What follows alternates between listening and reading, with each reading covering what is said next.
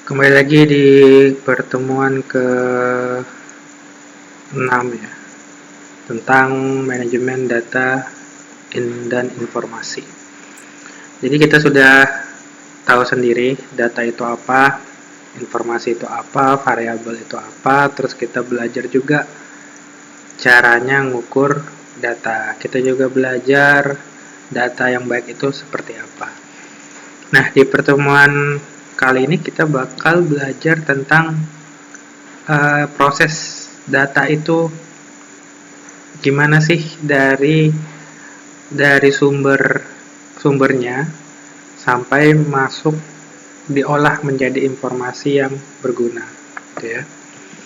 Nah, karena kita ini IT ya, kita IT, jadi nanti saya bakal bahasa ke ranah IT-nya, gimana data bisa masuk ke dalam ruang lingkup digital, kayak gitu. Jadi kan kita tahu sendiri ya, data itu adalah sesuatu yang belum punya arti bagi penerima dan perlu diolah. Jadi data itu sebenarnya awalnya nggak ada artinya. Jadi data di sini kita sudah sepakat, data itu adalah sesuatu yang bisa berwujud apa aja.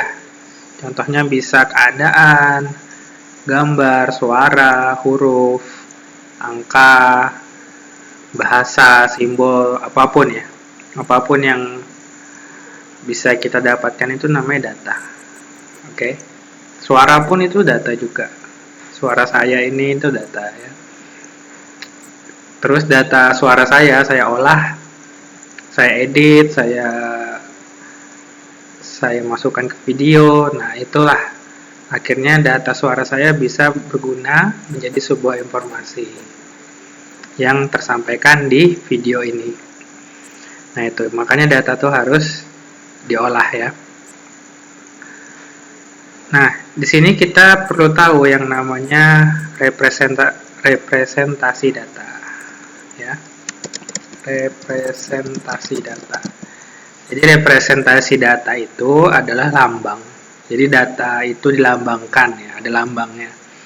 Untuk memberi tanda bilangan binar yang telah diperjanjikan.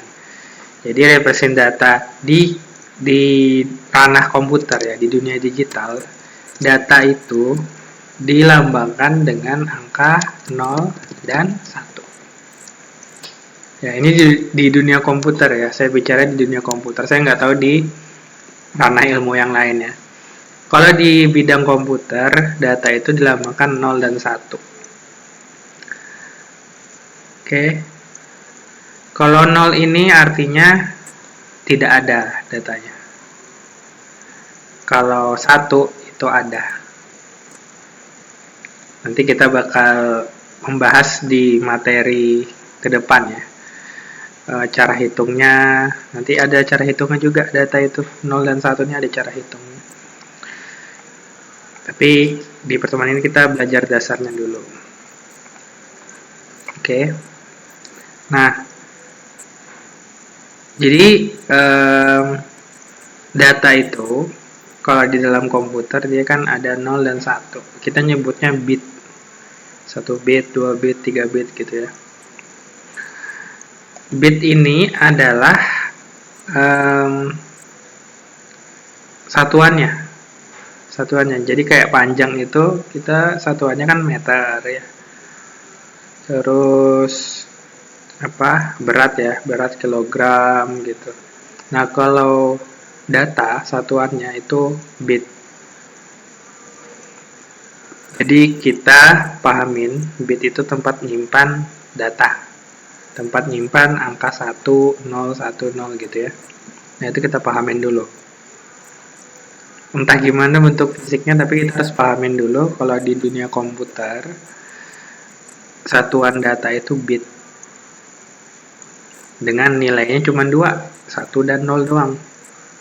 Kalau satuan berat misalnya kilogram, itu kan nilainya banyak dari 0 sampai 9 ya. 90 kilo, 100 kilo. Nah, kalau satuan data itu cuma dua doang, 0 dan 1.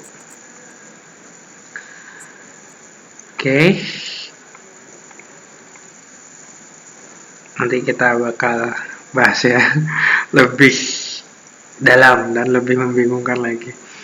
Nah, di sini ada beberapa istilah yang harus dipahamin. Di sini saya tuliskan aja. Jadi nanti kita bakal kenal istilah yang namanya input. Input itu proses data masuk ke dalam penyimpanan ya. Namanya input.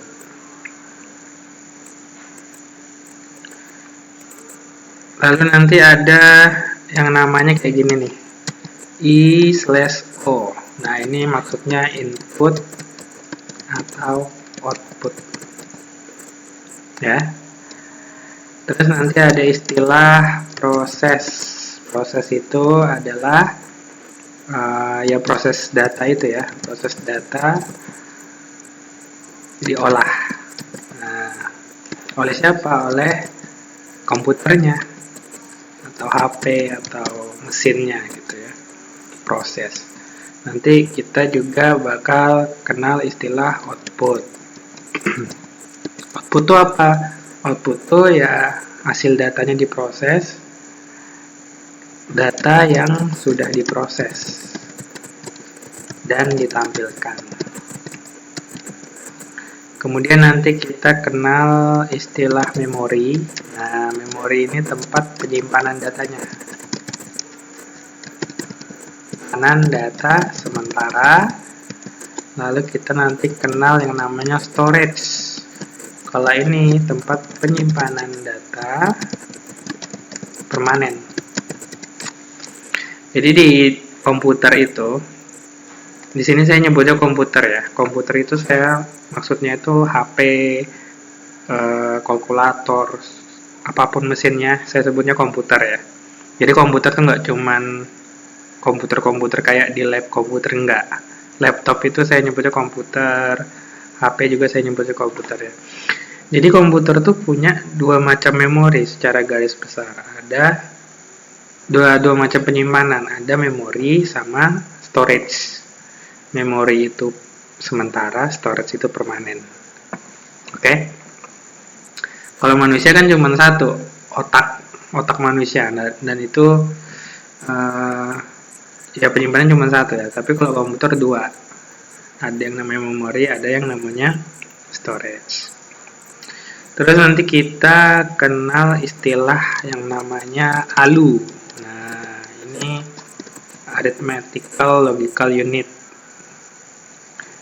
Jadi tempatnya proses perhitungan aritmatika. Ya.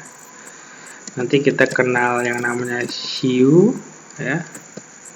Ini bagian dari prosesor yang tugasnya memberikan kendali ya, atau arah atau kontrol ya, di alunya. Nah,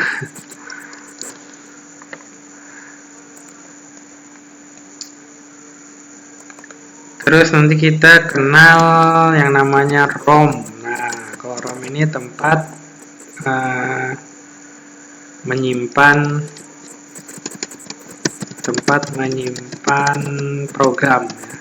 Program yang sifatnya tetap permanen.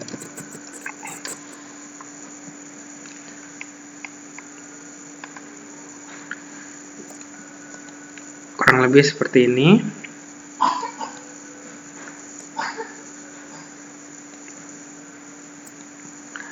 Kalau saya gambarkan itu dia bentuknya tuh kayak gini nih. Proses terjadinya data ya. Proses masuknya data tuh kayak gini nih. Ini di komputer kita. Jadi ada yang namanya, bentar kita kecilin dulu. Nah, ini anggaplah komputer kita ya. Komputer kita. Terus nanti di komputer itu, kalau kalian sudah belajar hardware dan software di semester 1, itu kan komputer ada yang namanya prosesor ya. Nah, prosesor, atau kita nyebutnya tuh CPU. Atau otak komputer. Nah, di otak komputer itu, sebenarnya di dalamnya ada beberapa proses. Ya. Jadi di dalamnya si prosesor itu ada yang namanya ALU, oke. Dan juga ada ROM-nya dan RAM. Paham ya? Jadi di dalam prosesor itu ada ALU, ada ROM, dan ada RAM. Nah, anggaplah kita memasukkan data. Anggaplah saya ngetikkan angka 1 di keyboard. Nah, itu kan data ya. Jadi ketika saya pencet 1 di keyboard, itu masuklah angka 1 itu dari keyboard ke prosesor. Ya, kita nyebutnya input 1. Nah, si 1 ini diolah sama si otak komputernya atau prosesornya. Kemudian dia jadi di-outputkan ke monitor kita angka 1-nya. Nah, ini kita output. Gitu ya. Jadi ketika saya ngetikkan 1 di keyboard, itu kan kita ngelihatnya cepat ya. Ketika kita ketik 1 di keyboard, langsung muncul angka 1 di monitor. Padahal sebenarnya prosesnya lumayan panjang. Jari saya nekan 1 di keyboard, nanti masuk perintahnya ini. Perintahnya ini masuk ke otak komputernya, lalu otak komputernya nyuruh monitornya nampilkan angka 1. Sebenarnya kayak gitu kejadiannya. Oke. Tapi kita manusia nggak ngelihat prosesnya ya, itu terjadi begitu cepat. Makanya di dunia komputer tuh ada prosesornya kecepatan berapa, yaitu ngaruh dengan seberapa cepat aktivitasnya. Makin cepat otaknya, makin cepat proses komputernya, gitu ya.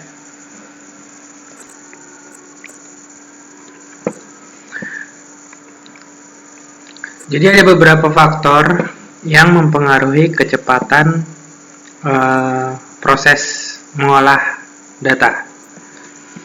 Pertama itu adalah register. Kita coba duplikat ya. Pertama adalah register. Kalau registernya adalah tempatnya komputer nyimpan instruksi selama proses berjalan. Jadi ukuran register itu ada ukurannya gitu. Contohnya gini. Misalnya 1 byte sama dengan 8 bit. Ya. Nah, ini namanya register ini. Ini namanya register. Oke. Kok 8 bit? Nah, kenapa bisa 8 bit? Karena misalnya saya nekan huruf A di keyboard. Ya. Misal saya nekan huruf A. Nah, komputer ini dia nggak ngebaca. Komputernya nggak bisa ngebaca kalau ini huruf A, dia nggak tahu. Tapi komputer ini ngebacanya dalam bentuk angka 1 dan 0. Nah, ini ya, bisa kalian lihat. Kalau A itu sebenarnya 010001. Jadi kalau kita manusia ngelihatnya tuh huruf A ya, huruf A besar. Tapi kalau komputer dia ngelihatnya kayak gini. Dia nggak bisa ngelihat huruf A besar, tuh nggak bisa. Ya. Ketika manusia ngelihatnya huruf B kapital, itu si komputer ngelihatnya seperti ini. Terus itu C. Dan itu A besar sama A kecil beda lagi bilangan binarinya. Tetapi biasanya bilangan binari ini pasti jumlahnya 8 ya. 1, 2, 3, 4, 5, 6, 7, 8. Nah, inilah yang memakan storage memori kita, penyimpanan memori kita. Makanya kalau kalian nyimpan file Word misalnya atau file dokumen itu kan isinya banyak kata-kata ya. Oke, contohnya dokumen apa gitu. Isinya kata pengantar. Nah, kata pengantar K itu kan berapa binernya. A itu berapa, K, T, A, pengantar terus. Kalau kalian nyimpan file skripsi misalnya, itu dari awal nama, pendahuluan, daftar isi, terus itu kan isinya teks semua itu. Teks, huruf, dan lain-lain. Nah, tiap satu hurufnya itu memuat 8 bit ini. 8 digit ini ya. Gitu. Makanya kalian kalau klik kanan dokumen kalian lihat properties, lihat ukuran filenya, nah itu bisa kelihatan. Ada yang 2 mega, ada yang setengah mega. Itu dari mana? Hitungnya dari sini, dari jumlah kata-kata kalian itu. Paham ya? Kayak gitu. Oke. Jadi misalnya kalian buat file dokumen, isinya hanya satu huruf. Anggaplah kalian buat dokumen, isinya cuma huruf A gitu. Di dalam dokumennya. Itu bakal dihitung 1 byte ukurannya. Karena huruf A itu memuat 8 digit ya. 8 biner. 1000 berapa? 8. Anggaplah dokumennya isinya tulisan ABA gitu ya. Kalian buat dokumen baru, kalian ketikkan huruf ABA. Nah, itu isinya berarti ada 3 byte. A, B, A. Ada 3 byte. Paham ya? Itu.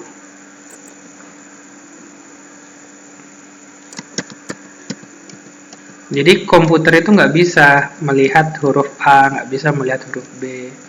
Yang bisa dilihat komputer tuh hanyalah angka 1 dan 0. Ya. Karena komputer itu kan mesin elektronik ya. Jadi kalau mesin elektronik itu dia mainnya adalah saluran listrik. Kalau 0 itu listriknya nggak dialirkan, kalau 1 itu listriknya dialirkan. Tuh, jadi misalnya ketika saya ngetikkan huruf A kayak gini, saya tekan huruf A di keyboard nih, tekan. Nah, nanti itu listriknya mengalir seperti ini caranya. Mati, nyala, mati, mati, mati, mati, mati, nyala.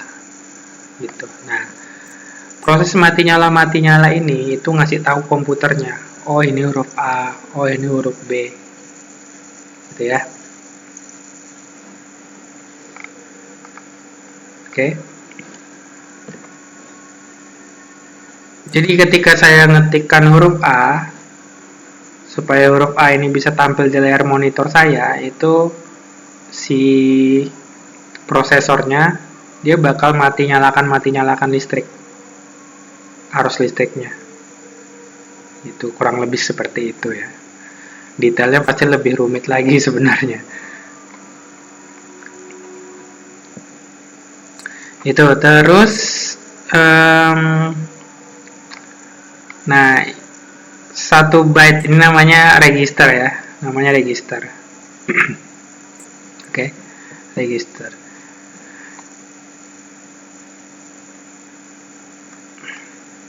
Kemudian kita kenalin lagi ada yang namanya RAM. Nah, ini RAM.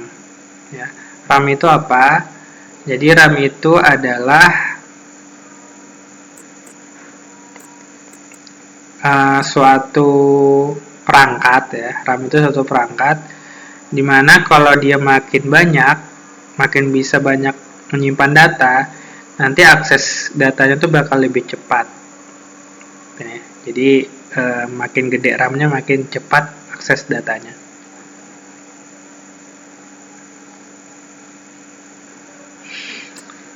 Jadi RAM ini istilahnya penyimpanan cadangan.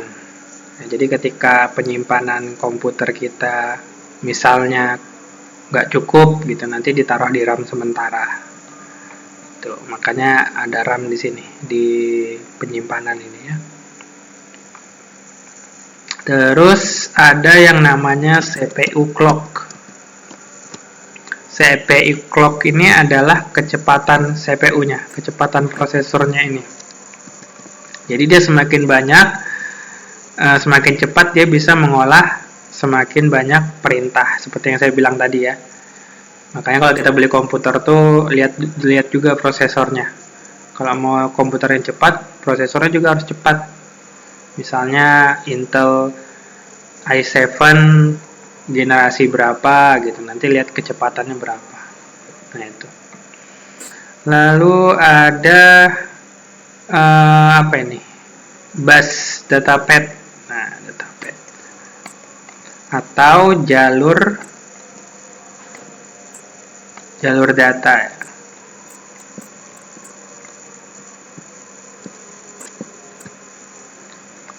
Datapad ini ada jalur data, proses ketika kita ngetikkan data, nanti dia jalurnya jalan ke prosesor lalu ke output seperti itu. Oke. Ini masih dasar ya. Nanti perihal hitung-hitungannya, nanti ada hitung-hitungannya. Itu kita bahas di pertemuan selanjutnya.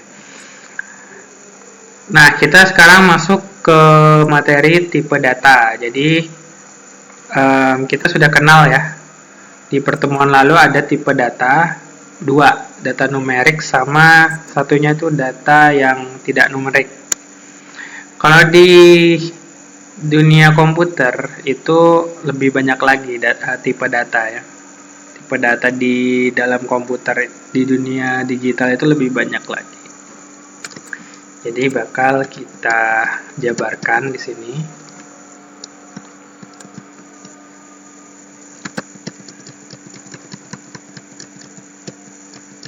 Oke, kita ambil sini ya.